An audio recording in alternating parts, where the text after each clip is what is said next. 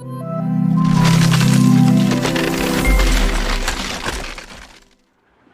hey guys, most welcome to your own YouTube channel Nikhil classes. This is your Nikhil sir back with another video lecture. और आज इस video lecture के अंदर हम आपके एक्सरसाइज 5B के आगे के पार्ट्स को सॉल्व करेंगे। इससे पहले वाले वीडियो लेक्चर के अंदर हमने क्वेश्चन नंबर 1 से लेकर के 8 तक कंप्लीट किया हुआ था, जिसमें कि मैंने आपको बताया था कुछ इंपॉर्टेंट क्वेश्चन जो कि इस वीडियो लेक्चर के अंदर भी बताने वाला हूँ, जो कि आपके एग्जाम के लिए इंपॉर्टेंट है। तो वीडियो लेक्चर को पूरा देखिएगा, स्किप करेंगे तो हो सकता है आप वो पार्ट इग्नोर कर दें या मिस कर दें जो मैं बताने वाला हूँ, ठीक। और इससे पहले वाला जो वीडियो लेक्चर है उसमें मैंने एकदम डिटेल में आपको काफ़ी अच्छी तरीके से बता दिया है कि इस पूरे एक्सरसाइज 5B में हमें क्या क्या करना है। एकदम बेसिक से उठा करके मैंने वो चीज़ें आपको बताई हैं, तो आप वो ज़रूर देखिएगा। डिस्क्रिप्शन बॉक्स में मेरा वो वीडियो का लिंक है, वहाँ से आप देख सकते हैं। फिलहाल हम स्टार्ट करते हैं आपका एक्सरसाइज 5B और 5B का क्वेश्चन नंबर 9।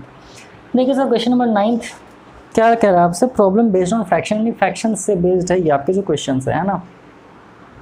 क्वेश्चन कह रहा है आपसे, if the numerator of a fraction is increased bye 2। Numerator और डिनोमिनेटर आपको पता नहीं है, बट यहाँ फ्रैक्शन की बात कर रहा है, तो यहाँ पर आपको पहला ही पॉइंट क्या कर लेना है, let the fraction be x और वाई। एक्स और वाई का मतलब क्या होगा, एक्स हो गया आपका न्यूमरेटर, वाई आपका क्या होगा डिनोमिनेटर। फ्रैक्शन का मतलब क्या होता है, जो पी बाई क्यू के फॉर्म में हो, ठीक। माइनर डिफरेंस होता है फ्रैक्शन में और रेशनल नंबर में, जो कि मैं एक शॉर्ट वीडियो में बता दूंगा। 9th की बात करें तो if the numerator of a fraction is increased by 2, यानी फर्स्ट कंडीशन क्या कह रहा है, if numerator is increased by 2 कर लीजिए सर। फिर आपसे कह रहा है is added to the if the numerator of a fraction is increased by 2 and the denominator by 1। और डिनोमिनेटर को किससे इंक्रीज किया जा रहा है, इंक्रीज करने की बात करेगा तो सम करेंगे, डिक्रीज करने का बात करेगा तो डिफरेंस करेंगे minus. And the denominator by 1 it becomes 5/8, it becomes 5/8। तो आइए पहले इसी को प्ले करके सॉल्व कर देते हैं। पहला कंडीशन क्या कह रहा था आपसे कि न्यूमरेटर में 2 इंक्रीज किया, डिनोमिनेटर में 1 इंक्रीज किया, तो जो सम बन जा रहा है, फैक्टर बन जा रहा है, वो क्या बन रहा है आपका 5/8। तो आपको पता है, इसको हम कर देंगे तुरंत क्रॉस मल्टीप्लाई, ये इधर आ जाएगा तो क्या हो जाएगा 8 × x + 2 is equals to 5 × y + 1।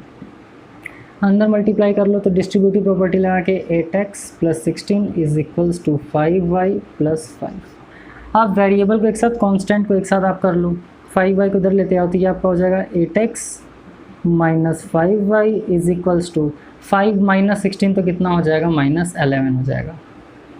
ये आपका क्या बन गया, इक्वेशन फर्स्ट बन गया गिवन कंडीशन के अकॉर्डिंग। अब जो दिया एकदम आराम से वही करेंगे। फिर क्या कह रहा है आपसे, and if the numerator and denominator of the same fraction, यानी सेम फ्रैक्शन का मतलब x/y की बात कर रहा है, each increases by 1 the fraction becomes equal to 1/2। यानी क्या कह रहा है अब कि न्यूमरेटर और डिनोमिनेटर दोनों में अगर 1 इंक्रीज़ कर दिया जाए तो ये क्या बन जा रहा है सर, आपका 1/2 बन जा रहा है। तो एज़ यूजुअल फिर से आप क्या कर दो, क्रॉस मल्टीप्लाई कर दो। करते ही क्या हो जाएगा, तो क्रॉस मल्टीप्लाई करने का मतलब होता है इसका मल्टीप्लाई इसमें और इसका मल्टीप्लाई इसमें। इस तरीके से आप एरो बना लेना, नहीं तो कन्फ्यूज़ हो जाओगे। तो ये आपका क्या हो जाएगा, 2 × x + 1 is equals to 1 × y + 1। तो क्या हो जाएगा सॉल्व करके, 2x + 2 is equals to y + 1।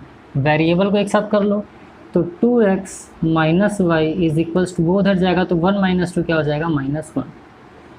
ये आपका बन गया सर इक्वेशन नंबर 2। तो इक्वेशन फर्स्ट क्या था, 8x - 5y, ये क्या है 2x - y is equals to -1। अब क्या करना पड़ेगा, इसको कट पिट करना पड़ेगा। तो देखो यहाँ 8x है, यहाँ 2x है, यानी इसको भी अगर 8 बना लें तो सेम हो जाएगा। किसी एक वेरिएबल को सेम कर लोगे तो काटना एकदम ईजी हो जाएगा। ये आपने 5A में सीख लिया है। तो आप यहाँ पर एक स्टेटमेंट लिखना, और वो स्टेटमेंट आप क्या लिखोगे, आप स्टेटमेंट लिखोगे multiplying by 4 in equation second. वो आपको लिखना है, ध्यान समझिए, multiplying by 4 in equation second. तो जैसे आप 4 से मल्टीप्लाई कर लोगे, ये क्या बन जाएगा आपका 8x और -4y इज इक्वल्स टू क्या हो जाएगा -4। इसको आप मान लीजिए इक्वेशन नंबर 3। ये आपका क्या हो गया सर, इक्वेशन नंबर 3 हो गया। अब इक्वेशन 3 में देखिए, इक्वेशन 1 में देखिए, ये x वाला सेम हो गया और यहाँ पर आप देखो x ये भी प्लस में है, ये भी प्लस में है, तो क्या कर दोगे, तो यहाँ पर आप ठीक है सब्ट्रैक्ट कर दो। किस इक्वेशन को किस वजह से करोगे, तो equation 2 subtracting equation 2 from equation, माफ़ करिएगा इक्वेशन 1 है ना, ये 3 है, इक्वेशन 3 फ्रॉम इक्वेशन फर्स्ट। क्या करना है, इक्वेशन 3 को इक्वेशन फर्स्ट से आपको क्या कर देना, सब्ट्रैक्ट कर देना है। तो इक्वेशन फटाफट लिख लो, क्या है देखो, जिसमें से करना था फ्रॉम वाला ऑलवेज कहाँ था, ऊपर, तो ये आपका क्या हो जाएगा 8x minus 5y is equals to minus 11। ये क्या हो जाएगा 8x minus 4y is equals to minus 4, क्योंकि आपको सब्ट्रैक्ट करना है तो ये उड़ गया, नीचे वाला हो जाएगा प्लस, तो 5 में से 4 जाएगा तो क्या जाएगा माइनस y, क्यों, क्योंकि बड़े डिजिट के सामने माइनस का साइन है, तो minus y is equals to, ये भी क्या हो जाएगा प्लस हो जाएगा, तो 11 में से 4 जाएगा तो कितना आ जाएगा -7। ठीक, माइनस से माइनस कट गया तो y की वैल्यू कितनी आ गई सर 7 आ गई। क्या किया आपने, ध्यान समझिएगा, इसको जब सॉल्व किया आपने तो ये जब आपने माइनस किया है तो ये वाला माइनस माइनस प्लस हो गया, ये भी माइनस माइनस प्लस हो गया, तो 11 में से 4 जाएगा तो -7, ये माइनस y, माइनस से माइनस उड़ गया तो y का वैल्यू 7। जब आपको y का वैल्यू मिल गया तो y का वैल्यू यहाँ पर पुट कर दो इक्वेशन फर्स्ट में, तो यहाँ पर आप लिखोगे सब्स्टिट्यूटिंग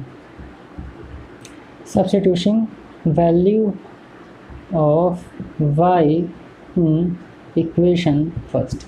इक्वेशन फर्स्ट में y की वैल्यू पुट कर दो, इक्वेशन 1 क्या है sir 8x minus 5y is equals to minus 11, तो फ्रैक्शन बन जाएगा y की वैल्यू क्या है 7, तो यहाँ लिख लीजिए 8x minus 5 into 7 is equals to minus 11, तो 8x माइनस 7 5 ज़ा 35 is equals to minus 11, 8x is equals to उधर जाएगा प्लस हो जाएगा तो ये हो जाएगा 35 minus 11, 8x is equals to कितना हो जाएगा, ये हो जाएगा आपका 24, x is equals to 24 upon 8, काट पीट लीजिए तो x की वैल्यू कितनी आ गई, x is equals to 3, x का वैल्यू 3 आ गया, y का वैल्यू 7 आ गया, तो फ्रैक्शन क्या हो जाएगा आपका, क्योंकि आपने माना था x अपॉन y, तो यहाँ पर आप लिख लीजिएगा, यहाँ पर लिखिएगा सो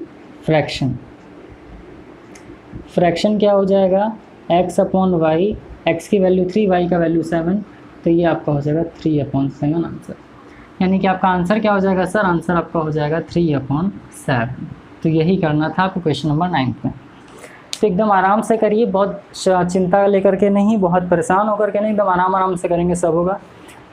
क्वेश्चन क्या बोला था कि न्यूमरेटर में 2 इंक्रीज़ करने पर, डिनोमिनेटर में 1 इंक्रीज़ करने पर फ्रैक्शन क्या बन जा रहा है 5/8, आपने सॉल्व कर लिया, इक्वेशन बना लिया। फिर कह रहा था अगर न्यूमरेटर डिनोमिनेटर दोनों में 1 इंक्रीज़ कर दिया जाए तो ये क्या बन जा रहा है 1/2 बन जा रहा है। सेम लिख करके आपने सेकंड इक्वेशन बना लिया। इस इक्वेशन को इसके इक्वल करने के लिए क्या कर देंगे सर, 4 से मल्टीप्लाई कर देंगे, और बाकी तो आप माहिर ही उसको सॉल्व करने में। तो सॉल्व कर लिया आपने, फिर वैल्यू सब्स्टिट्यूट कर दिया, x की वैल्यू निकल गया, y का वैल्यू निकल गया, और आपको क्या निकालना था, फ्रैक्शन को अपने x अपॉन y माना था, तो आंसर क्या गया 3/7। उम्मीद कर रहे हैं क्वेश्चन आपको समझ में आया होगा। चलिए इसको इरेज करते हैं। 10th वाला क्वेश्चन जो कि अच्छा और इंपॉर्टेंट क्वेश्चन है, उसको भी सॉल्व करके आपको बता देते हैं। तो आइए फिर इसी तरीके से क्वेश्चन नंबर 10 सॉल्व करते हैं। क्वेश्चन नंबर 10 भी इजी है, अच्छा क्वेश्चन है। क्या कह रहा है, इफ़ 1 इज़ एडेड, पहले यहाँ पर आप क्या कर लो, यहाँ भी लेट कर लीजिए, let the fraction be x upon y, x और y मान लो, x न्यूमरेटर y डिनोमिनेटर। कह रहा है if 1 is added to the denominator, क्या कह रहा है, ये x लिख लीजिए अपॉन, यानी x में, यानी क्या कह रहा है, if 1 is added to the denominator, denominator में 1 ऐड कर दिया जा रहा है, द फ्रैक्शन बिकम्स 1/2। तो ये क्या बन जा रहा है सर, 1/2 बन जा रहा है। अब होशियार हैं आप लोग, समझदार हैं आप लोग, और आपको पता है आगे क्या करना है, तो कर लीजिए। देखिए क्या करेंगे, अब यहाँ पर आप कर दो क्रॉस मल्टीप्लाई। तो क्रॉस मल्टीप्लाई करते ही क्या हो जाएगा सर, जगह 2x is equals to y plus 1, 2x minus y is equals to 1, ये आपका क्या बन गया सर, इक्वेशन फर्स्ट बन गया। अब सेकंड इक्वेशन क्या बनेगा, सेकंड क्या कह रहा है आपसे, if 1 is added to the numerator of the fraction becomes 1, यानी क्या कह रहा है, अब अगर न्यूमरेटर में 1 ऐड कर दिया जाए, क्या कह रहा है, अगर न्यूमरेटर में 1 ऐड कर दिया जाए फ्रैक्शन के, तो क्या बन जा रहा है आंसर 1। तो आप इसको 1/1 कर लो, क्योंकि मैंने बताया है सबका मालिक एक, और जिसके साथ कोई नहीं होता उसके साथ भगवान यानी कि एक होता है। अब इसको सॉल्व करोगे तब क्या बन जाएगा आपका, ये हो जाएगा x plus 1 is equals to y, x minus y is equals to -1। क्योंकि y इधर आया तो माइनस हो गया, 1 उधर जाएगा तो -1 हो जाएगा, और ये आपका क्या बन गया सर, इक्वेशन नंबर 2 बन गया। देखो यहाँ पर है 2x, यहाँ पर है x, यहाँ पर है y, यहाँ पर है y, कुछ मल्टीप्लाई करने की ज़रूरत नहीं है, बस क्या ध्यान देना, यहाँ भी माइनस है, यहाँ भी माइनस है, तो माइनस हटाने के लिए क्या कर देंगे, सब्ट्रैक्ट कर देंगे। तो आप लिख दीजिएगा सब्ट्रैक्टिंग, क्या लिखोगे, subtracting equation second from equation first कर दो तो क्या हो जाएगा sir, 2x minus y is equals to +1, ठीक है। ये क्या है, x minus y is equals to -1। चलो अब क्योंकि आपने सब्ट्रैक्ट किया है तो सब्ट्रैक्ट करने से क्या हो जाएगा, ये माइनस, ये वाला हो जाएगा प्लस, और उड़ जाएगा, ये वाला भी हो जाएगा प्लस। तो ये क्या हो जाएगा सर, ये आपका हो जाएगा x is equals to 1 + 1 2, x की वैल्यू 2 आ गई। तो जब x का वैल्यू 2 आ गया तो y का वैल्यू निकालने के लिए क्या करोगे, इसको पुट कर दो इक्वेशन नंबर 2 में। तो यहाँ पर आप लिखिएगा पुटिंग या substituting value of x in equation 2, क्योंकि छोटा है, कर लो तो क्या हो जाएगा, x minus y is equals to -1। तो क्या हो जाएगा आपका, ये आपका हो जाएगा 2 minus y is equals to -1। ये y को उधर भेज दो, 1 को इधर भेज दो, तो क्या हो जाएगा, y इज इक्वल्स टू 2 + 1। तो y की वैल्यू क्या आ गई सर, 3 आ गई। माइनस वाई उधर जाएगा तो प्लस वाई हो जाएगा, -1 इधर आके +1 हो जाएगा, तो y इज इक्वल्स टू 3। तो अब फ्रैक्शन क्या बन गया, तो आप यहाँ पर लिखोगे therefore fraction will be, fraction क्या हो जाएगा, तो x अपॉन वाई की वैल्यू क्या हो जाएगी सर, 2/3। ये हो गया आपका आंसर। तो यही करना था क्वेश्चन नंबर 10th में भी। तो क्वेश्चन नंबर 9th और 10th में उम्मीद कर रहा हूँ आपको बहुत अच्छे तरीके से समझ में आएगा, एकदम ईजी है, शानदार तरीके से हम सॉल्व करेंगे। चैनल पर नए हो तो सब्सक्राइब कर लीजिए और बेल आइकन को प्रेस कर लीजिए ताकि ऐसी वीडियोज़ आपको मिलती रहें। फिलहाल इसको करते हैं इरेज और नेक्स्ट क्वेश्चन सॉल्व करके आपको बता देते हैं। आइए अब क्वेश्चन नंबर 11 सॉल्व करते हैं। क्वेश्चन नंबर 11 इंपॉर्टेंट है, लिख लीजिएगा इंपॉर्टेंट, और इंपॉर्टेंट क्यों है अभी मैं बताता हूँ क्यों है, ठीक। फिलहाल क्वेश्चन कह रहा है आपसे, when the numerator of a fraction is increased, fraction को फिर क्या मान लो, let fraction is equals to x upon y, जिसमें x न्यूमरेटर और y डिनोमिनेटर। क्या है, when the numerator of a fraction is increased by 4, यानी किसी भी फ्रैक्शन का, यानी फ्रैक्शन क्या था x अपॉन y, और इसके न्यूमरेटर को किससे इंक्रीज किया, 4 से इंक्रीज किया। The fraction increases by 2/3, fraction increases by 2/3, fraction का मतलब क्या है, x अपॉन y इंक्रीज हो गया किससे, 2/3 से। इसीलिए इंपॉर्टेंट है क्योंकि खेल दिया है शब्दों में। क्या कह रहा है आपसे, numerator of a fraction is increased by 4, numerator of a fraction increased by 4, यानी किसी फ्रैक्शन में न्यूमरेटर में 4 को क्या कर दिया, इंक्रीज कर दिया। तब क्या कह रहा है आपसे, द फ्रैक्शन इंक्रीजेज बाय 2/3, यानी फ्रैक्शन इंक्रीजेज बाय 2/3, ये कर दिया। तो आपसे क्या पूछ रहा है कि what is the denominator of the fraction, यानी आपसे केवल और केवल पूछा है y। क्या पूछा है, y पूछा, तो y का वैल्यू हम एकदम इजीली सॉल्व करके निकाल देंगे। फिलहाल करो इसको सॉल्व, पहले इस साइड को सॉल्व करेंगे। तो आपका क्या हो जाएगा, x + 4 upon y is equals to, LCM ले लो भैया, 3y हो जाएगा, ये आपका हो जाएगा 3x + 2y। अब क्या कर देंगे, क्रॉस मल्टीप्लाई कर दीजिए, तो ये आपका क्या हो जाएगा, ये आपका हो जाएगा 3xy + 4 3 = 12y is equals to, ये कितना हो जाएगा सर, 3xy + 2y² हो जाएगा। अब देखिए जब आप इसको सॉल्व करेंगे तो सॉल्व करने के बाद आपका क्या हो जाएगा, 3xy यहाँ पर है, 3xy यहाँ पर है, एक साथ कर लो, तो ये आपका हो जाएगा 3xy - 3xy + 12y - 2y²। क्या हो जाएगा, 2y² इज इक्वल्स टू, इधर क्या बचा, 0 बचा, 3xy से 3xy उड़ गया। यहाँ पर क्या है सर, देखो यहाँ पे आप कॉमन कर सकते हो, क्या कॉमन कर सकते हो, 2y आपने कर लिया कॉमन, 2y कॉमन कर लोगे तो यहाँ क्या बचेगा, 6 बचेगा, माइनस यहाँ क्या बचेगा, केवल y बचेगा इज इक्वल्स टू 0। इसको साइड ले जाओ तो 6 - y is equals to 0/2y, ये 0 हो गया। तो ये आपका क्या हो जाएगा sir, 6 - y is equals to 0, y को उधर ले जाओ तो y इज इक्वल्स टू क्या हो गया, +6। ये हो गया आपका आंसर। यानी कि क्या करना था आपको, सिर्फ डिनोमिनेटर ही निकालना था। क्या कह रहा था, न्यूमरेटर में अगर 4 इंक्रीज़ कर दिया जाए तो जो फ्रैक्शन है वो इंक्रीज़ हो रहा है 2/3, फिर आपने क्रॉस मल्टीप्लाई कर दिया, 3y क्या कर लिया आपने, एलसीएम ले लिया, ऊपर क्या हो जाएगा आपका 3x प्लस 2y, सॉल्व कर दिया तो 3y का मल्टीप्लाई x में करोगे तो 3xy plus 4 3 12y is equals to 3xy plus 2y square. फिर आपने सबको एक साथ कर लिया, ये प्लस था, ये इधर आके माइनस हो गया, कट गया, 12y माइनस 2y स्क्वायर बचा, जिसमें से 2y आपने कॉमन कर लिया तो यहाँ बचा 6 है ना। फिर यहाँ क्या बचा, केवल y बचा, 2y उधर चला गया तो क्या हो जाएगा 0। क्यों 0 हो जाएगा, क्योंकि दुनिया के किसी भी नंबर को अगर 0 से डिवाइड करें तो 0 ही होगा। तो 6 minus y is equals to 0, y उस साइड चला जाएगा तो y की वैल्यू क्या आ गई 6। तो इस तरीके से क्वेश्चन नंबर 11 भी हो गया सॉल्व। अब जो क्वेश्चन आने वाला है वो अब आने वाला है एजेस को लेकर के, फादर सन का एज, मदर डॉटर का एज, इस तरीके से करके बहुत सारे एजेस आएंगे, उनके क्वेश्चन आपको सॉल्व करना है। चलिए क्वेरीज करते हैं और उसको भी सॉल्व करके आपको बता देते हैं। तो अब क्वेश्चन आ गया बेस्ड ऑन एजेस, यानी एज से रिलेटेड क्वेश्चन आएंगे। अब क्या कह रहा है sir, question number 12, father is 6 times as old as his son. तो आप यहाँ पर लिख लो present age of son is equals to x, और यहाँ पर लिखिए present age of father is equals to Y.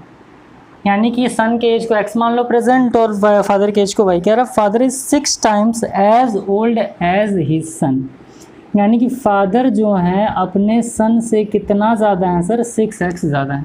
यही कह रहा है ना, father is 6 year as old as his son. अब इसको सॉल्व कर लेंगे तो ये आ जाएगा आपका y minus 6x is equals to 0। ये आपका बन गया sir equation number first according to question. अब कह रहा है आपसे 4 ईयर हेंस, देखो जब भी बात करें 4 ईयर हेंस इसका मतलब 4 साल बाद, किसकी बात करें 4 साल बाद। तो अगर पिताजी का प्रेजेंट एज पिताजी का प्रेजेंट एज y है और बच्चे का प्रेजेंट एज क्या है x है, तो 4 साल बाद क्या हो जाएगा, तो यहाँ पर आप लिखिएगा after 4 years, after 4 years there edges will be, क्या हो जाएगा सर, तो सन का एज कितना हो जाएगा, सन का एज हो जाएगा x प्लस 4, और यहाँ पर लिखिएगा एज ऑफ सन, और यहाँ पर लिख लीजिएगा एज ऑफ फादर। तो फादर का एज कितना हो जाएगा सर, ये आपका हो जाएगा y प्लस 4। ठीक, चलो अब आपसे कह रहा है 4 year hence he will be 4 times as old as his son. यानी अब ये वाला कंडीशन आप समझो, कह रहा है कि आज से 4 साल बाद पिताजी का एज जो हो जाएगा वो क्या हो जाएगा, तो पहले आप लिखोगे y प्लस 4 किसके इक्वल हो जाएगा, 4 times age age of the son. यानी कि क्या कह रहा है कि 4 साल बाद फादर का जो एज होगा वो 4 टाइम्स ज़्यादा होगा सन के एज से। अब इसको सॉल्व कर लीजिए, इसको जब आप सॉल्व करोगे तो क्या हो जाएगा, it will be y plus 4 is equals to 4x plus 16। इधर लेकर के आ जाइए, इसको उधर भेज दीजिए, या फिर y को उधर भेज दो, इसको उधर लेकर के आओ। तो 4x minus y is equals to क्या हो जाएगा, 4 माइनस 16। तो 4x minus y is equals to कितना हो जाएगा, माइनस 12। ये आपका क्या बन गया, ये आपका बन गया इक्वेशन नंबर सेकंड।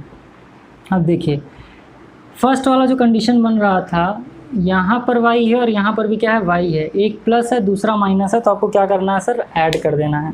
तो आप इन दोनों इक्वेशन को ऐड कर दीजिएगा, एडिंग।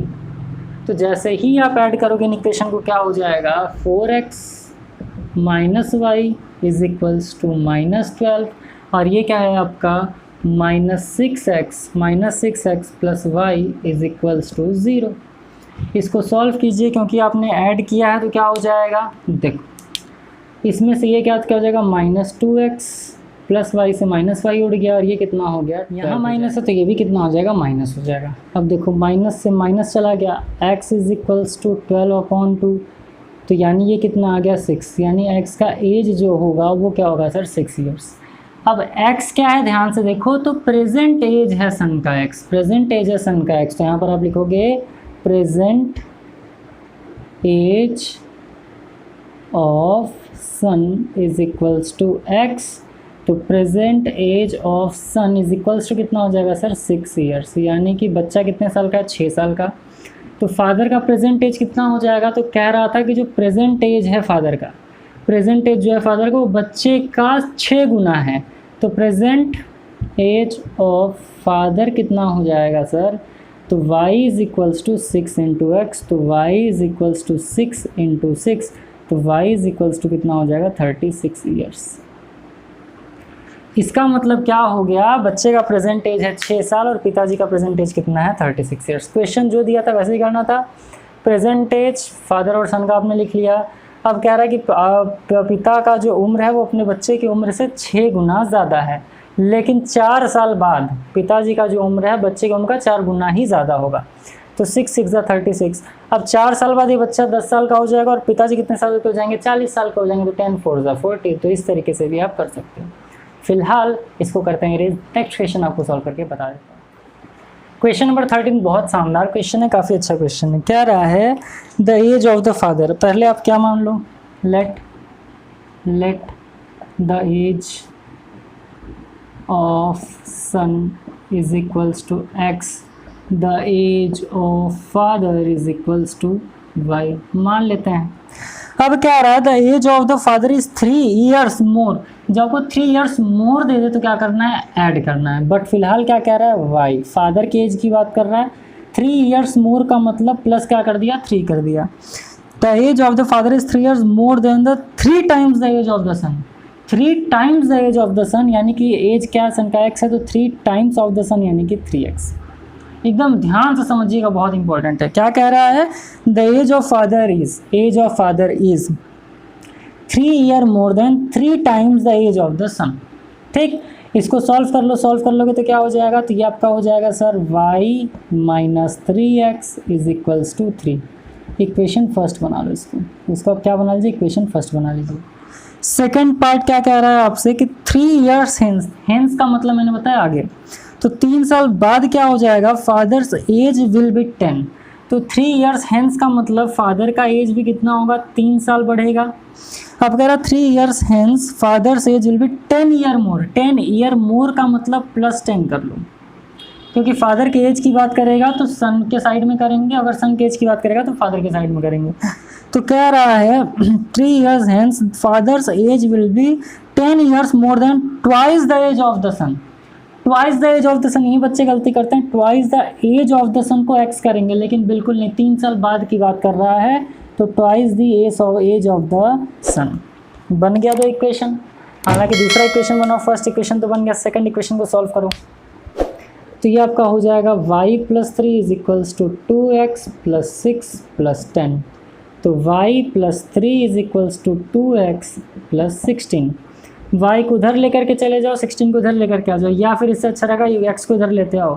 तो y minus 2x is equals to कितना हो जाएगा, 16 minus 3। y minus 2x is equals to कितना हो जाएगा सर, ये आपका हो जाएगा 13। दो इक्वेशन मिल गया आपको। क्वेश्चन क्या दिया था कि जो फादर का एज है वो 3 year more than thrice of the son. तो क्या हो जाएगा, 3 ईयर्स मोर देन थ्राइस का मतलब 3 टाइम्स, यानी 3x कर लिया आपने, इसको सॉल्व कर लिया। अब देखो यहाँ भी y है, यहाँ भी y, ये भी प्लस है, ये भी प्लस है, तो क्या करना है, दोनों इक्वेशन में आपको सब्ट्रैक्ट कर देना है। तो आप यहाँ पर लिखोगे सब्ट्रैक्टिंग, सब्ट्रैक्ट कर दो। तो सब्ट्रैक्ट करते ही क्या हो जाएगा भाई, देखो ये आपका है minus 3x plus y is equals to क्या हो जाएगा, 3 हो जाएगा। ये क्या है, minus 2x plus y is equals to क्या है सर, 13 है। अब वो क्या करना था, सब्ट्रैक्ट करोगे तो ये हो जाएगा प्लस, ये हो जाएगा माइनस, ये हो जाएगा माइनस, तो ये आपस में उड़ गया। अब इसको सॉल्व कर लो, तो माइनस 3x प्लस 2x कितना हो जाएगा, तो minus x is equals to 3 में से माइनस 13 जाएगा तो माइनस 10, माइनस से माइनस उड़ा दो, x इज इक्वल्स टू क्या आ गया, 10 ईयर्स। यानी कि लड़के का एज कितना आ गया, 10 साल आ गया। और पिताजी का एज अगर आपको निकालना हो तो एकदम इजीली इसी इक्वेशन में पुट कर दो। इस इक्वेशन में पुट कर दोगे तो क्या है, y minus 3 into 10 is equals to 3। तो ये हो जाएगा y minus 30 is equals to 3। तो y is equals to 33 years हो गया। यानी क्या हो रहा है भाई कि क्वेश्चन को ध्यान समझो, कह रहा है कि father age is 3 years more than 3 times the age of son. 3 years more than 3 times of the son. तो देखो x यानी कि बच्चे का क्या है, 10 साल आ गया, 3 टाइम्स करोगे 10 3 30 हो गया, मोर देन 3 यानी कि कितना हो जाएगा, 33 ईयर्स। ये आपका आंसर कि x की वैल्यू कितनी आ गई, आ गया 10 ईयर्स और y का वैल्यू 33 ईयर्स, और इस क्वेश्चन को लिख लीजिएगा एज ए इम्पोर्टेंट। अच्छा क्वेश्चन था। तो इस तरीके से हमने क्या किया सर, फादर और सन के एज को एकदम इजीली निकाल दिया। चलिए इसको इरेज करते हैं, नेक्स्ट क्वेश्चन सॉल्व करके आपको बता देते हैं। आइए अब सॉल्व करते हैं क्वेश्चन नंबर 14। देखो जो क्वेश्चन दिया है उसको एकदम ध्यान से पढ़िएगा। The age of a man is 3 times the sum of ages of his 2 children, यानी कि 2 बच्चों के एज का सम दे दिया है यहाँ पर। तो आपको वेरिएबल तो 2 ही लेना है, तो आप यहाँ पर लिखोगे एज ऑफ मैन के एज को आप x मान लो, और सम ऑफ 2 सन्स एज इसको आप y मान लो। ध्यान समझो क्या करना था, मैन के एज को आपने x मान लिया और दोनों सन का जो सम है उसको ही आपने y मान लिया यहाँ पर। अब क्वेश्चन आपसे कह रहा है बाबू यहाँ पे कि age of man is 3 times the sum of the ages of his 2 children.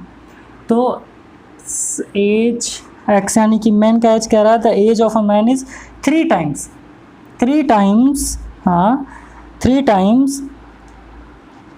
कहाँ गया 3 times the sum of the ages of his 2 children. तो यहाँ पर आप क्या कर दोगे y, क्योंकि एजेस ऑफ 2 चिल्ड्रन का जो सम है उसको आपने y माना, तो x equal to 3y। Solve कर दोगे तो x minus 3y is equal to 0 हो जाएगा, और इसको आप बना लो इक्वेशन नंबर 1। ठीक, सेकंड पार्ट चाह रहा है आपसे सर, ठीक, एंड 5 ईयर्स हेंस यानी कि 5 साल बाद यानी कि x plus 5 year hence his age will be double. His age यानी इसका एज क्या हो जाएगा, डबल हो जाएगा। किसके डबल हो जाएगा, 5 years hence his age will be double the sum of their ages. अब देखो एक चीज़ यहाँ पर आप ध्यान समझिएगा, 5 साल बाद की बात कर रहा है, तो y में आप क्या ऐड करोगे, 5 ऐड करोगे। y क्या है, दोनों बच्चों का एज का सम है, तो एक बच्चे का 5 साल इंक्रीज होगा, दूसरे का भी 5 साल इंक्रीज होगा। यहाँ पर बच्चे गलती करते हैं, ध्यान समझिएगा। कह रहा है कि 5 साल बाद की जब बात कर रहा है तो आपने क्या कर लिया, इनका जो सम ले लिया एज का वो y ले लिया, लेकिन 5 साल बाद दोनों का एज बढ़ेगा 5-5 साल ना, तो यहाँ पर आपका क्या हो जाएगा सर, यहाँ पर आपका हो जाएगा y प्लस 10। समझिएगा इस चीज़ को। तो कह रहा है 5 year hence the age of man is double the sum of his 2 childrens. ठीक, फाइंड हिज प्रेजेंट एज, और प्रेजेंट एज पूछ रहा है आपसे, तो एकदम ध्यान समझिए कैसे करना। बस यही वाला जो पार्ट था ये इंपॉर्टेंट था आपके लिए जानना। अब इसको सॉल्व कर लो, इसको सॉल्व करोगे तो क्या हो जाएगा सर आपका, x plus 5 is equals to 2y plus 20। ठीक, इसको एक साथ कर लो तो x minus 2y is equals to 20 minus 5, तो x minus 2y is equals to 15। ये आपका बन गया इक्वेशन नंबर 2। यहाँ भी x है, यहाँ भी x है, क्या कर दोगे, सब्ट्रैक्ट कर दोगे। तो आप लिख लीजिएगा सर कि सब्ट्रैक्टिंग, दोनों इक्वेशन को आप क्या कर लो, सब्ट्रैक्ट कर दोगे तो क्या हो जाएगा, ये है आपका x minus 3y is equals to 0, ये क्या है x minus 2y is equals to 15। ठीक, अब आपने सब्ट्रैक्ट करना है तो ये कट गया, ये माइनस माइनस प्लस हो जाएगा, ये माइनस हो जाएगा, तो ये कितना हो जाएगा sir, minus y is equals to minus 15, minus से माइनस हो गया, तो y का एज कितना आ गया, 15। यानी कि दोनों बच्चों का जो एज का सम आ गया वो कितना आ गया, 15 ईयर्स आ गया। यानी 15 ईयर्स का है, दोनों बच्चों के एज का सम है। अब आपको x की वैल्यू फाइंड करनी है, क्योंकि आपको मैन का प्रेजेंट एज पूछा है, तो इसको आप किस में पुट कर दोगे, इक्वेशन फर्स्ट में पुट कर दो। तो x minus 3y is equals to 0, x is equals to 3y, तो x is equals to 3 into 15, तो x की इज इक्वल टू कितना हो जाएगा, 45 ईयर्स। ठीक, तो x का एज कितना आ गया, 45 ईयर्स, और यही आपका हो जाएगा आंसर। ध्यान से समझो क्वेश्चन क्या कहा था।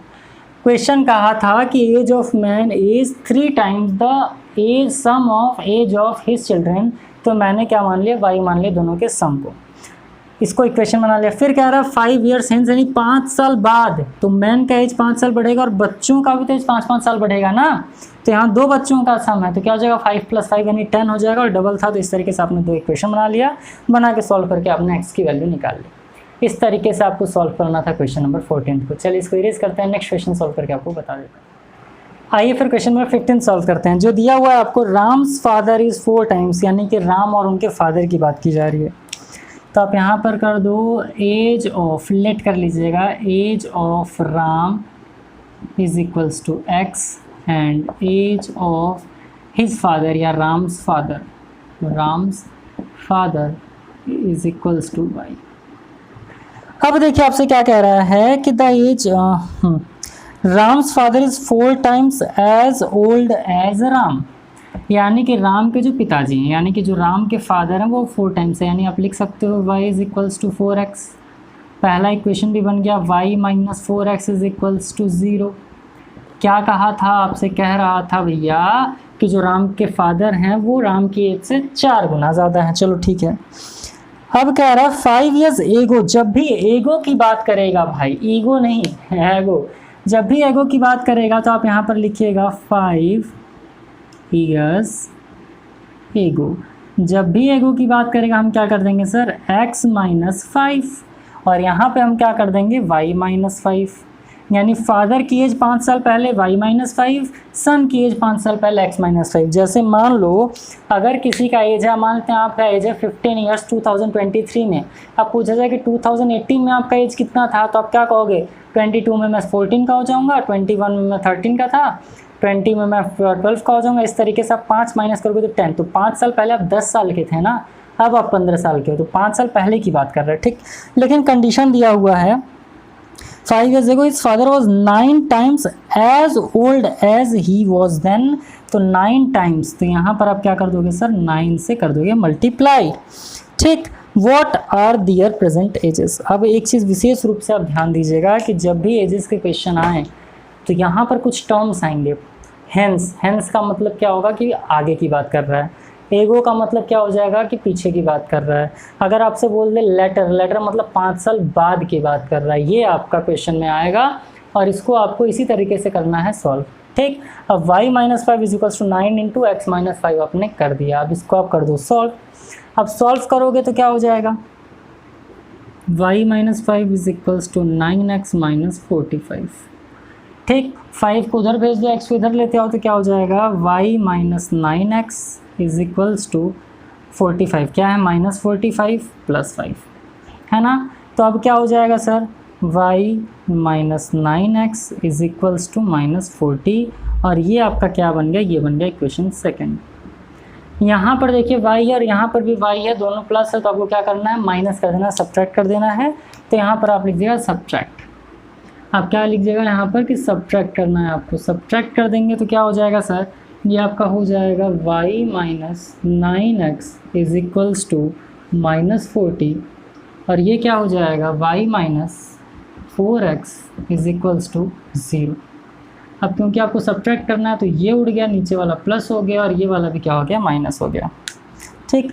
अब सॉल्व कर दीजिए, तो माइनस 9x प्लस 4x कितना हो जाएगा sir, minus 5x is equals to minus 40, minus से माइनस उड़ गया, x is equals to 40 upon 5, काट पीट लीजिए, तो x इज इक्वल्स टू क्या हो गया, 8 years. x is equals to क्या हो गया, 8 ईयर्स हो गया, यानी कि राम का एज, प्रेजेंट में राम का एज कितना है, 8 साल है। तो जब राम का एज 8 साल है तो इनके फादर का एज कितना हो जाएगा, तो आप यहाँ पर देखो लिखा हुआ है, तो यहाँ पर आप कर लीजिए, यहाँ से पुट कर लीजिए, तो फादर का जो एज है वो राम के एज से कितना ज़्यादा है, 4 टाइम्स ज़्यादा है। तो 4x, यानी कि आपने क्या लिख दिया, 4 इंटू 8 लिख दिया, तो ये कितना हो जाएगा, y इज इक्वल्स टू 8 4 ज़ा 32 ईयर्स। यानी राम का एज प्रेजेंट में कितना है सर, 8 ईयर्स है, और राम के फादर का एज कितना है, 32 ईयर्स। तो इस तरीके से हमने 15 क्वेश्चन को भी सॉल्व कर लिया। बस जो आपको दिया जाए उस इक्वेशन को आप सॉल्व कर लीजिएगा। बाकी एजेस से रिलेटेड 2 क्वेश्चन और हैं, उसको भी हम सॉल्व करते हैं और बता देते हैं कि किस तरीके से हम क्वेश्चन को सॉल्व करते हैं। तो आइए फिर हम क्वेश्चन नंबर 16 सॉल्व करते हैं। क्वेश्चन नंबर 16 दिया, at the time of marriage a man was 6। चलो तो आप यहाँ पर लिख दो, at the time of marriage age of man is equal to x. At the time of marriage age of his wife is क्या मान लो, y मान लो, ठीक, man's wife, यानी his wife क्या हो जाएगा, y। अब कह रहा है आपसे, at the time of marriage a man was 6 years older than his wife। तो यहाँ पर ओल्डर दिया यानी 6 साल ज़्यादा बड़े थे, 6 गुना बड़े नहीं थे भाई, 6 टाइम्स की बात नहीं कर रहा है, लिखा है 6 ईयर्स ओल्डर। इसका मतलब क्या हो जाएगा कि eight the time of marriage man का जो एज है वो वाइफ की एज से कितना ज़्यादा है सर, 6 साल ज़्यादा है। तो ये क्या हो जाएगा, x minus y is equals to 6 हो जाएगा, और ये आपका बन जाएगा इक्वेशन फर्स्ट। कुछ कलाकार क्या कर देंगे, 6 टाइम्स कर देंगे, तो भाई बच्ची से कोई थोड़ी शादी करेगा, समझ रहे हो। तो यानी 6 ईयर्स ओल्डर का मतलब क्या हो जाएगा कि शादी के समय पे जो पतिदेव हैं उनकी जो एज थी उनके वाइफ से कितना ज़्यादा, 6 ईयर्स ओल्डर हैं। चलो ठीक। But 12 years after his marriage, 12 years after ये कितने साल के हो जाएंगे भाई, x प्लस 12 ईयर्स के हो जाएंगे। लिखा 12 years after his marriage his age was 6/5 of the age of his wife. तो भाई जब इनका 12 साल हुआ तो इनका भी तो शादी हुए 12 साल हो जाएगा, ठीक है। तो x plus 12 is equals to y plus 12। But क्या कह रहा है कि इनका जो एज है ये अपने वाइफ का कितना हो जाएगा, 6/5 हो जाएगा, यानी 6/5 हो जाएगा। अब आप इसको सॉल्व कर दीजिए एकदम ईजिली। क्या कह रहा था कि शादी के समय जो मैन है उनका एज उनकी वाइफ से 6 ईयर्स ज़्यादा था, यानी कि अगर इनका एज 20 ईयर्स है तो इनका एज कितना होगा, 20 + 6 26 ईयर्स होगा। एक इक्वेशन बना लिया।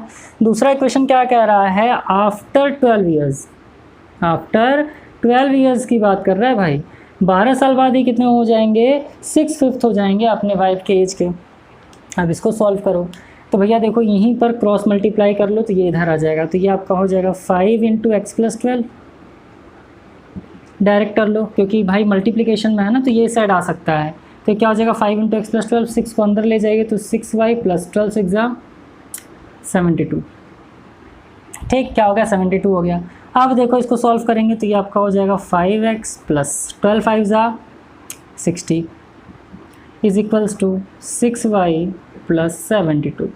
5x - 6y is equals to 72 - 60, तो 5x - 6y is equals to 12। ये आपका क्या बन गया, ये आपका बन गया इक्वेशन नंबर 2। अब यहाँ पर देखो x है और y है, यहाँ पर 5x है 6y है, तो x को उड़ाने के लिए इक्वेशन 1 में हम किससे मल्टीप्लाई करते हैं, 5 से। आप लिख लीजिएगा कि multiplying by 5 in equation first, और जैसे ही आप इसमें 5 को मल्टीप्लाई कर दोगे ये क्या बन जाएगा, ये आपका बन जाएगा 5x - 5y is equals to 30, और ये आप बना लीजिए इक्वेशन नंबर 3।